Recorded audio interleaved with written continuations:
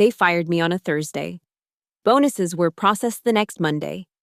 What they didn't know, I negotiated a clause in 2017 that made that the most expensive mistake of their year. My name is Rachel Donnelly.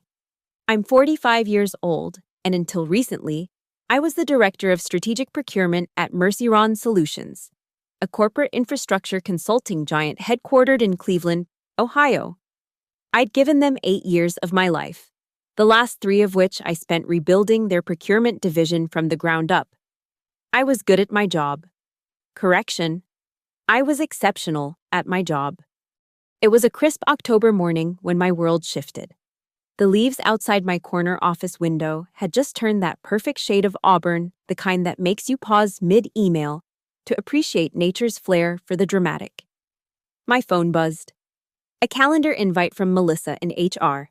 Meeting with Brent Callahan, conference room 4, 10:30 a.m. No agenda attached. Brent had been our new COO for exactly 3 months. He'd been hired with a singular mission that everyone knew but nobody discussed openly/costs. Maximize shareholder value and prepare the company for a potential acquisition. When Brent called you to conference room 4, the one with the frosted glass that prevented curious eyes from peering in, it rarely ended well. I straightened my charcoal pencil skirt, checked my reflection in the small mirror I kept in my desk drawer, and made the long walk down the executive hallway.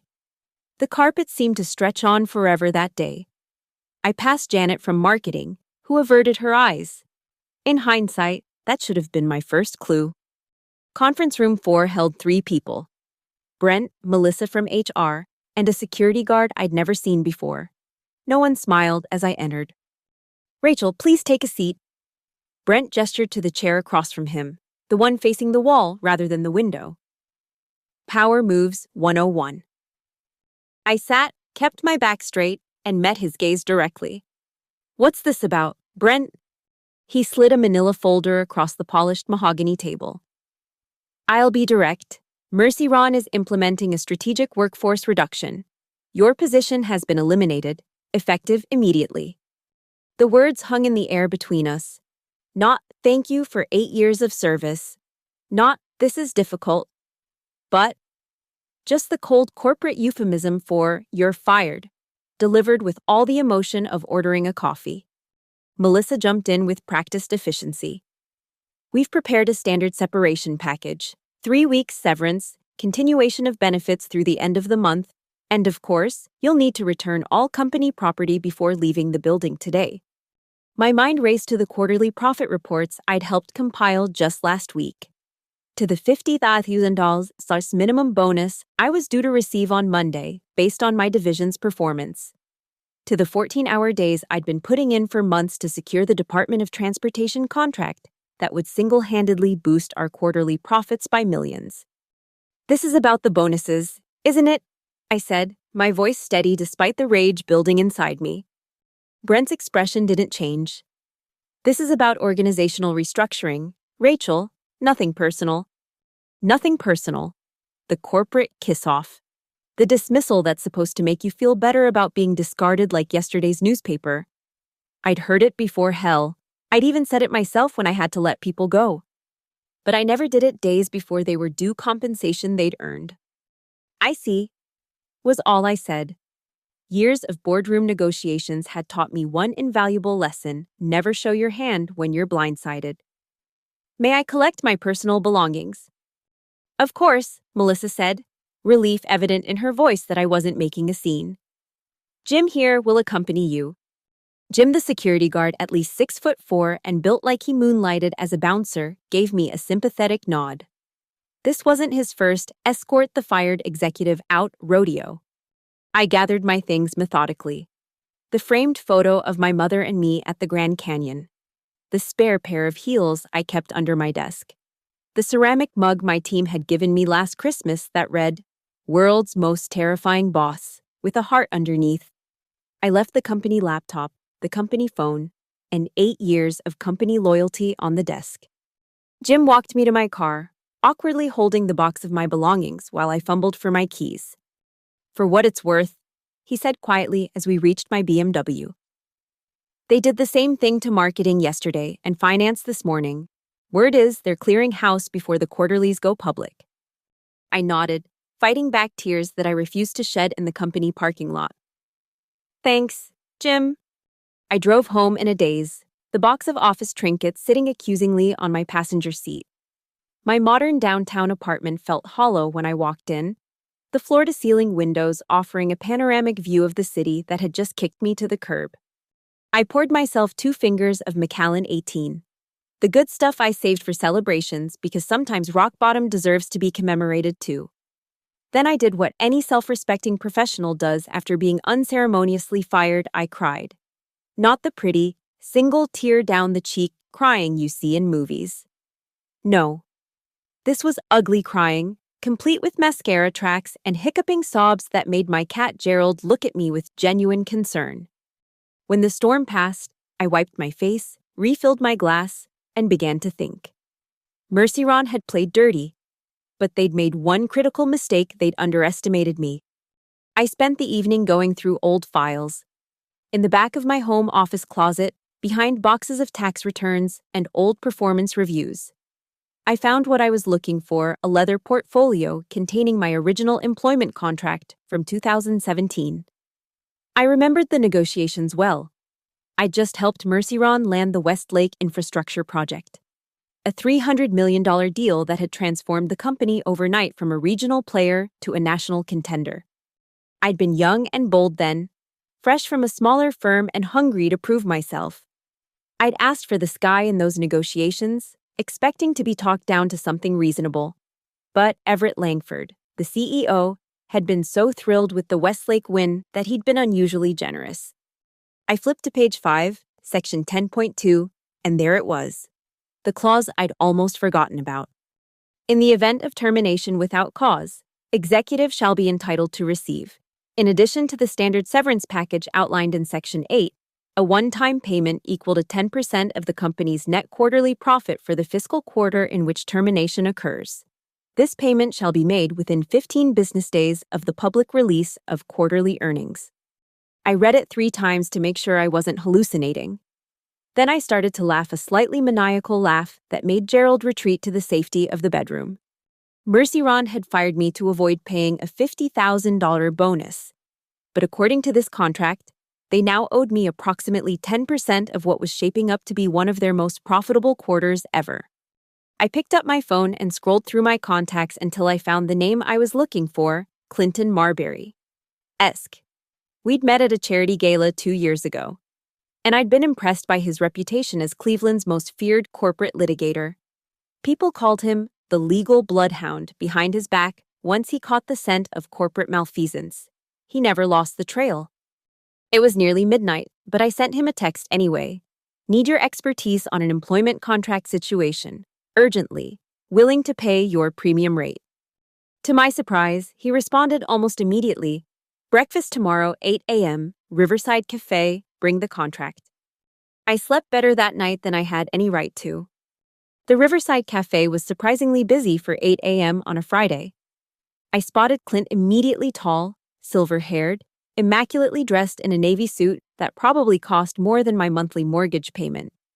He stood when I approached, offering a firm handshake and a smile that didn't quite reach his calculating eyes. "Rachel Donnelly," he said. "You look like someone who's about to make my day interesting." I ordered black coffee and laid out my situation without embellishment. Clint listened intently, occasionally jotting notes on a small leather-bound pad. When I finished, I slid the contract across the table, my finger pointing to the relevant clause. He read it carefully, then read it again.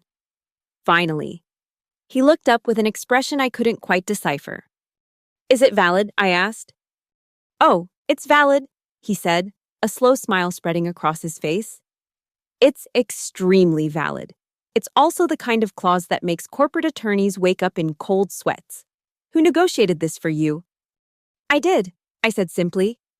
He raised an eyebrow. "Impressive. But there's a problem." My heart sank. "What?" "They're going to claim they fired you for cause. They'll fabricate performance issues, backdated warnings, anything to trigger the exclusion in this clause.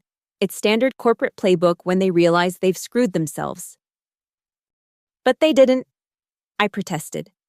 They explicitly said it was a reduction in workforce. I have exemplary performance reviews for 8 consecutive years. Clint leaned forward. Rachel, let me be clear. You're sitting on a potential multi-million-dollar claim. Mercy Ron's not going to roll over and write you a check. They're going to fight dirty. So what do? We fight dirtier. He tapped his pen on the table thoughtfully. We need evidence, communications proving your stellar performance, proof that this reduction in workforce story is true. And most importantly, we need to get ahead of any attempt they might make to retroactively create a paper trail of poor performance. I thought for a moment. I have all my performance reviews saved at home, and I know someone who might be able to help us from the inside. Clint nodded approvingly. Perfect. And I'll file a request for preservation of evidence today to prevent them from destroying or altering records. Now, about my fee. If we win, I'll give you 20%, I interrupted. If we lose, I'll pay your hourly rate. He studied me for a long moment, then extended his hand. Deal. But Rachel, be prepared. This is going to get ugly before it gets better. I shook his hand firmly. I'm counting on it. My first call after meeting with Clint was to Janelle Peterson, the head of financial analysis at MercyRun. We'd worked closely on several projects, and she'd become something of a friend, as much of a friend as you can have in the cutthroat world of corporate politics. I wasn't sure if she'd even take my call, but to my relief, she answered on the second ring. Rachel, Jesus, I heard what happened. Are you okay? I could hear the genuine concern in her voice, which gave me hope. I've been better. Listen, can you meet me off-site? It's important. There was a pause. They're watching us like hawks right now. Finance took a big hit yesterday, 6 of my analysts gone. But I can do lunch. That new Thai place on Euclid, no one from work goes there. Perfect. Noon. I'll be there. The Thai restaurant was tiny and cramped, with barely enough space between tables to have a private conversation. But it was filled with students from the nearby university, none of whom would recognize either of us or care about corporate espionage. Janelle arrived 5 minutes late, looking harried. Her usually impeccable bob was slightly disheveled, and she'd missed a button on her blouse. She slid into the seat across from me and immediately leaned forward. They're gutting the place, she whispered, though no one was paying attention to us. Brent's on some kind of power trip. 28 people gone as of this morning, all from departments that were due for big quarterly bonuses. I nodded grimly. That's what I figured. Janelle, I need to know how's the quarter looking. Honestly, she glanced around nervously before answering. Off the record, it's going to be massive. That DOT contract you landed before you left is worth over $60 million, and the profit margin is obscene. We're talking at least a $42 million net profit for the quarter. Maybe more. My heart raced. 10% of $42 million was, I did the quick math, $4.2 million. The number made me dizzy. Why are you asking? Janelle's eyes narrowed suspiciously. I took a deep breath and decided to trust her. I explained the contract clause, showing her the relevant section on my phone. Her eyes widened as she read it. Holy shit, Rachel, this is... Wow. I need your help, I said quietly. They're going to try to claim I was fired for cause to invalidate this. I need whatever evidence you can safely get me that proves otherwise. Janelle looked torn. Rachel, if they catch me helping you, I'm done. I've got 2 kids in college and a mortgage. I know it's a lot to ask, but Janelle, what they're doing is wrong. And if they'll do it to me, they'll do it to you too, eventually. She was quiet for a long moment, pushing her pad thai around her plate without eating it. Finally, she looked up. There's something you should know. Nick Folsom in accounting came to me last week. Brent asked him to adjust some numbers in the preliminary profit reports, specifically to push some costs into next quarter to artificially inflate this quarter's profits. Nick refused and suddenly got assigned to a dead-end project in the basement. I wouldn't be surprised if he's next on the chopping block. This was better than I'd hoped for. Can you connect me with Nick? She nodded slowly. I'll see what I can do. And I might be able to get you something else. There's a shared drive where HR stores all the termination documentation. As head of financial analysis, I technically have access for budgeting purposes. If they've created anything about you, it would be there. That would be incredible, I said, reaching across the table to squeeze her hand gratefully. Janelle looked me straight in the eye. Just promise me one thing. When you take them down, make it hurt. I smiled for the first time in days. That's exactly what I intend to do. True to her word, Janelle came through. 2 days later, an email arrived from an anonymous account containing several attachments. The first was a spreadsheet showing the termination dates of all recently fired employees. Every single one had been in line for significant quarterly bonuses. The second was more damning, a Word document titled Donnelly Performance Warning Docs. According to the document properties, it had been created by Brent Callahan on the day after I was fired, but backdated to appear as though it had been written 2 weeks earlier. It cited failure to meet procurement targets and insubordination during executive meetings as grounds for disciplinary action. The document bore Brent's electronic signature, but not mine because, of course, I'd never seen it before. I forwarded everything to Clint with a simple message. Is this what you were looking for? His response came within minutes. This is the smoking gun. Call me. When I called, he was practically giddy. Rachel, this is textbook fraud. They created false documentation after terminating you to justify a for-cause firing that never happened. In legal terms, we call this monumentally stupid. I've already drafted a letter to their general counsel outlining our claim under your contract. I suggest we give them 48 hours to respond before we escalate. What kind of escalation are we talking about? Well, falsifying corporate records is the kind of thing that makes the SEC very interested, especially in publicly traded companies like Mercyron, not to mention the potential class action from all the other employees who were terminated under similar circumstances. I smiled into the phone. Send the letter. The next day, I received a text from an unknown number. This is Nick Folsom. Janelle said you wanted to talk. I was fired this morning. I have documents. Call me. Nick and I met at a coffee shop far from the Mercyron offices.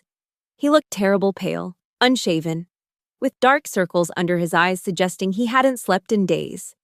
But his handshake was firm, and his eyes were clear and angry. Janelle told me what they did to you, he said without preamble.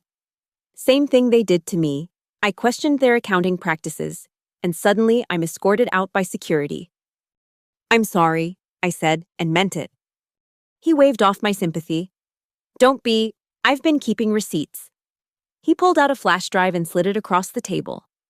Every original profit projection, every altered spreadsheet, every email where Brent directed us to reconsider our methodology. He was careful with his wording, but the intent is clear when you look at the pattern. I stared at the flash drive. Why are you giving me this? Nick's jaw tightened.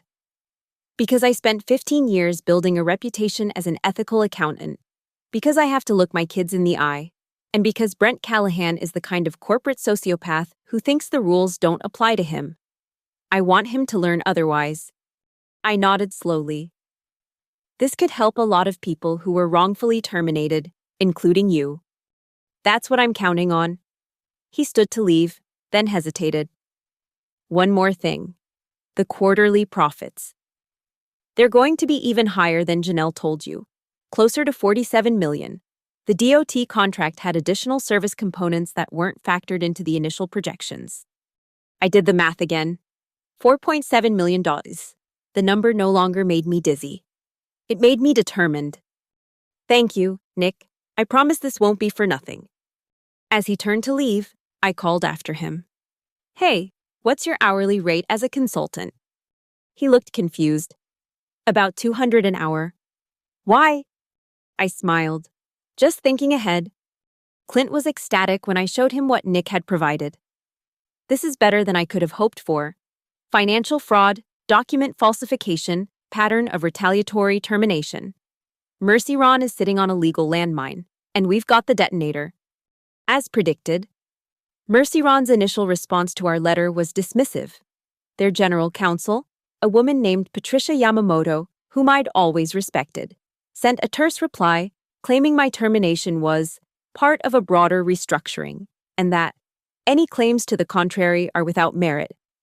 Clint's response was to send a more detailed letter, this time attaching a sample of the evidence we had with a clear threat: meet with us, or we take this to the SEC, the Department of Labor, and the Court of Public Opinion. That got their attention. The meeting was scheduled for the following Tuesday in Mercyron's executive conference room, the one with the glass walls that everyone called the fishbowl, because everyone could see in, but no one could hear what was happening. Clint advised me to dress conservatively but confidently. I chose a charcoal gray suit, minimal jewelry, and my most expensive pair of heels, the ones that added 3 inches to my height and clicked authoritatively on hard floors. We arrived 10 minutes early to find the room already occupied by Patricia, Brent, and to my surprise, CEO Everett Langford himself. Everett had always been somewhat removed from day-to-day operations, focusing instead on the big picture strategy and client relationships. Seeing him here confirmed what I already suspected: they were taking this seriously. Clint set his briefcase on the table with a dramatic thump. "Thank you for meeting with us. I trust you've had time to review our previous correspondence." Patricia nodded stiffly. "We have, though we maintain that Ms. Donnelly's claims are without merit." "That's disappointing to hear," Clint said, his tone suggesting it was anything but. "Perhaps some additional context will change your perspective." He began methodically laying out documents on the polished conference table. Exhibit A: Ms. Donnelly's employment contract, specifically Section 10.2, which entitles her to 10% of quarterly profits if terminated without cause. He placed the contract in front of Patricia. Exhibit B: documentation showing that Ms. Donnelly was terminated as part of a workforce reduction, not for cause. He slid the termination paperwork toward Brent. Exhibit C: evidence that performance warning documents were created after Ms. Donnelly's termination and backdated to create the appearance of a for-cause dismissal. This document he placed directly in front of Everett, whose expression remained carefully neutral. And finally, Exhibit D: evidence suggesting a pattern of financial statement manipulation designed to artificially inflate quarterly profits, followed by retaliatory termination of employees who questioned these practices. The room went very still. Brent's face had turned an alarming shade of red, while Patricia looked like she'd just discovered her house was built on a sinkhole. Only Everett maintained his composure, though I noticed a muscle twitching in his jaw. "These are serious allegations," Patricia finally said. "They're not allegations," Clint corrected smoothly. "They're documented facts. Facts that I'm certain the SEC, the Department of Labor, and Mercyron's shareholders would find fascinating." Brent suddenly found his voice. "This is blackmail." Clint smiled thinly. "No, Mr. Callahan. This is contract enforcement with a side of whistleblower protection. Blackmail would be if we were asking for something to which Ms. Donnelly is not legally entitled. We are simply enforcing the terms of a contract that Mercyron voluntarily executed." Everett, who had remained silent until now, finally spoke. "How much?" Clint looked to me, and I nodded. 10% of the quarterly net profit, as stipulated in the contract. Based on our information, that's approximately $4.7 million. Brent made a choking sound. "That's ridiculous. We'll fight this all the way to the Supreme Court if we have to." Everett held up a hand, silencing him. "Brent, I'd like to speak with Ms. Donnelly and her counsel privately." Brent stared at him in disbelief. "You can't be serious." "I'm entirely serious," Everett said, his voice deadly quiet. "And after this conversation, you and I will be having another discussion about the creation of fraudulent corporate documents and SEC compliance. Now, please leave." For a moment, I thought Brent might explode. His face went from red to purple, and a vein pulsed visibly at his temple. But Everett's calm authority won out. Brent stormed out, slamming the glass door hard enough that heads turned throughout the open office beyond. Patricia looked uncertainly at Everett, who nodded. "You too, Patricia. Give us the room." When they were gone, Everett leaned back in his chair and studied me thoughtfully. "You know, Rachel, I always admired your negotiating skills. I just never expected to be on the receiving end quite like this. To be fair, I replied, I never expected to be fired days before receiving a bonus I earned by bringing in the largest contract in company history. He acknowledged this with a slight incline of his head. Brent assured me the workforce reduction was strategic and based on extensive analysis. I see now that I should have asked more questions. You absolutely should have, I agreed, letting some of my anger show for the first time. 8 years, Everett, 8 years of loyalty, of 14-hour days, of missing family events to close deals for this company. And my reward was being escorted out by security like a criminal. Everett had the grace to look uncomfortable. What do you want, Rachel, beyond the obvious financial component? I exchanged a glance with Clint, who gave me an almost imperceptible nod to proceed. 3 things, I said, holding up fingers to count them off. First, the full amount stipulated in my contract, $4.7 million, paid within 5 business days, with the appropriate tax treatment to minimize my liability. Everett nodded. Reasonable, given the circumstances. Nick Folsom receives a consulting contract for $200,000 to assist with accounting procedure compliance. He was wrongfully terminated for refusing to manipulate financial data, and he deserves compensation.